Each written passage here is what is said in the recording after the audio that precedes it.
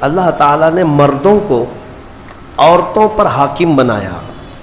حاکم کا مطلب حکومت کرنے والا مراد نہیں بلکہ کفالت کرنے والا، عورتوں کی نگرانی کرنے والا، یا عورتوں کو اپنی نگرانی میں رکھ کر پرورش کرنے والا. مرد کو اللہ نے یہ اتھارٹی دی. شریعت کے مطابق مردوں کو اللہ تبارک و تعالیٰ نے ہماری شریعت کے مطابق یہ اتھارٹی دی ہے. اب کچھ باتیں یہاں سے لے کر کے کچھ لوگ واویلا مچاتے ہیں کہ اسلام میں مردوں اور عورتوں کو برابر کے حقوق نہیں ہیں. عورتوں کو دیوار کے اندر بند کر دیا جاتا ہے، وہ کام کاج کرنے والی ہے، بس جھاڑو پوچھا کرتی رہ جائے زندگی میں اور اس کا کوئی کام نہیں ہے. ان ظالموں کو کیا پتہ کہ عورتوں کا اسلام میں مقام کیا ہے. جو دور بیٹھ کر کے واویلا مچاتے ہیں ان کے نزدیک برابری کا مطلب یہ ہے کہ عورت کو ننگا کر کے بازار میں لایا جائے.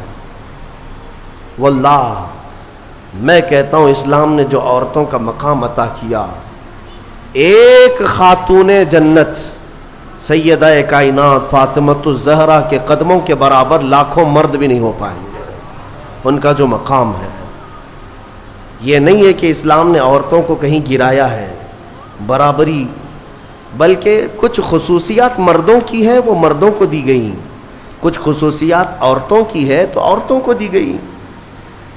یہ ایکویلٹی نہ ہونے اور برابری نہ ہونے کے جو دعوے کیے جاتے ہیں پوری دنیا میں ہیومن رائٹس یا ویمن رائٹس کے متعلق، کہ عورتوں کے حقوق کے متعلق، ان کو ایسا لگتا ہے کہ اسلام میں عورتوں کو حق نہیں ملا. اور یہاں پر بھی تو ہے ہمارے ملک میں بھی کہ ہماری عورتوں پر بہت زیادہ رحم کھاتے ہیں ہمارے پی ایم صاحب کہ مسلمان عورتیں پیڑت ہیں. مسلمان عورتیں پیڑت ہیں. پیڑت کا مطلب مظلوم ہے. اب وہ پتہ نہیں کون سی مسلمان عورتیں پیڑت ہیں یا کون سی وہاں پر جا کر کے ان سے شکایت کی ہیں. ویسے تو ان کی خود کی عورت بہت سالوں سے پیڑت ہے. میرے عزیزوں، اسلام نے جو حقوق عورتوں کو عطا کیے، میں چیلنج کے ساتھ کہتا ہوں پوری دنیا میں کسی بھی کمیونٹی نے وہ حقوق نہیں دیے، وہ حقوق نہیں دیے. تمہیں پتہ ہے ایک زمانہ تھا جب عورتوں کو 5 زنجیریں باندھ کر کے بازار میں لایا جاتا تھا.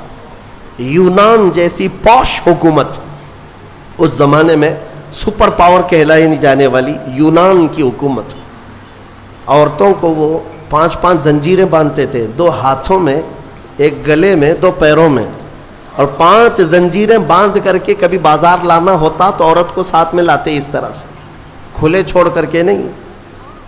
اسلام کی عظمتوں پر قربان جاؤ. اسلام نے ان زنجیروں کو کاٹ دیا اور انہی 5 زنجیروں کو عورت کا زیور بنا دیا. آج بھی عورتیں دونوں ہاتھ میں بنگڑیاں پہنتی ہیں، گلے میں نیکلس پہنتی ہیں، دونوں پیروں میں پائل پہنتی ہیں. یہ کیوں ہے؟ بعض لوگوں نے فرمایا یہ پرانے ادھی چیزوں کی علامات ہیں، لیکن پہلے زنجیریں تھیں، اب یہ زیور بن گئے. یہ اسلام کی دین ہے، اسلام کا دین ہے، اسلام کا صدقہ ہے. عورتوں کے متعلق ایک اور تعجب کی بات میں بتاؤں آپ کو. رشیا میں، جو آج پورے دنیا میں چرچے پر ہے، رشیا میں ایک مرتبہ ایک کانفرنس ہوئی، بڑے بڑے دانشور اس میں جمع ہوئے ہیں. جب میں نے کتاب میں یہ کانفرنس کے بارے میں پڑھا تو مجھے ہنسی آ گئی اس بات پر کہ بڑے بڑے دنیا کے دانشور جمع ہوئے تھے اس کانفرنس میں. میٹنگ تھی. کس ٹاپک پر کانفرنس ہو رہی تھی پتہ ہے آپ کو؟ ٹاپک یہ تھا کہ عورت کو انسان سمجھا جائے یا نہیں سمجھا جائے. بڑے بڑے دانشور بیٹھے ہوئے تھے کہ اس کو انسان سمجھیں یا پھر یہ دوسری مخلوق ہے، اس کے ساتھ جو سلوک کرنا ہے. میرے عزیزو، میٹنگ میں بعد میں یہ طے پایا کہ ہاں ہے تو انسان لیکن ہمارے برابر کی نہیں. یہ وہی اسی دنیا کی بات میں کر رہا ہوں جو آج اپنے آپ کو ویل ایجوکیٹڈ کہتے ہیں یا ماڈرن کہتے ہیں. اسلام پر کیچڑ اچھالنے سے پہلے اپنے دامن میں اگر دیکھ لیتے، تم نے کتنی عورتوں کو جلا کر خاک کر دیا. ستی کی رسم جانتے ہیں؟ ستی کس کو کہتے تھے؟ ہمارے اسی دیش میں یہ رسم پائی جاتی تھی کہ اگر کسی عورت کا شوہر انتقال کر جائے تو عورت کو بھی شوہر کے ساتھ جلا دیا جاتا تھا، ختم، اس کو رہنے کا حق نہیں۔ بعد میں چل کر کے اس رسم کو تھوڑا سا کم کر دیا گیا اور کہا اب جلائیں گے نہیں، لیکن ودوا کو جنگل میں چھوڑائیں گے، اس کو معاشرے میں رہنے کا حق نہیں ہے، اس کو جنگل میں چھوڑائیں گے، آبادی سے باہر رکھیں گے، اس لیے کہ ودوا اگر آئے گی تو یہ اپشگن ہوگا۔ آج بھی ہے یہ ناٹک، آج بھی ہے۔ اگر کوئی بیوہ عورت مجمع میں آ جائے تو اس کو اپشگن سمجھتی ہیں، آج کے بھی کئی معاشرے موجود ہیں۔ لیکن اسلام پر انگلی اٹھانے والے پہلے پڑھو اسلام کو۔ میرے آقا صلی اللہ تعالیٰ علیہ وسلم نے 10 شادیاں فرمائی، جس میں سے 9 عورتیں ایسی ہیں جو سب کی سب بیوہ تھیں۔ بیوہ کو میرے آقا صلی اللہ تعالیٰ علیہ وسلم نے نکاح کے ذریعے سے اپنا کر کے دنیا کو یہ بتایا کہ بیوہ اپشگن نہیں ہوتی، بلکہ اگر تم نے اس کو اپنا لیا تو اس کی بدولت اللہ تمہاری دعائیں قبول کرتا۔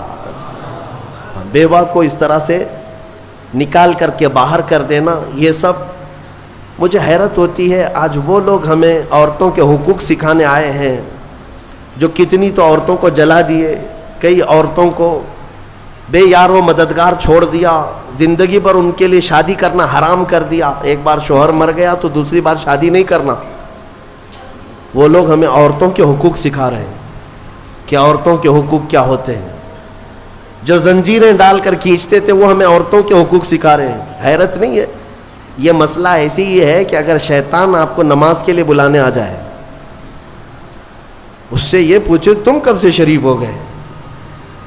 تو یہ دنیا ایسی ہے جنہوں نے عورتوں پر ظلم کا ایک ننگا ناچ ناچا ہے، اور وہ ہمیں آج بتاتے ہیں ویمنز رائٹس ہیں، عورتوں کے حقوق ہیں۔ عورتوں کے حقوق الحمدللہ میرے مصطفیٰ نے بتائے ہیں۔ کل بھی میں نے بتایا تھا اگر گھر میں بیٹی پیدا ہو تو رسول پاک صلی اللہ علیہ وسلم نے اسے جنت کی بشارت عطا کی۔ اور پھر اتنا ہی نہیں، اسی خاتون کو ہی تو دیکھیں، اللہ کے حبیب صلی اللہ علیہ وسلم نے بڑی ہو گئی، اگر اس کے بچے ہو گئے تو بچوں کو کہا گیا تیری ماں کے قدموں کے نیچے تیری جنت ہے، الجنت تحت اقدام الامہات، ماؤں کے قدموں کے نیچے جنت بنا دیا۔ کون ہے؟ اس قدر بلند مقام عورتوں کو کس نے دیا؟ اسلام نے دیا۔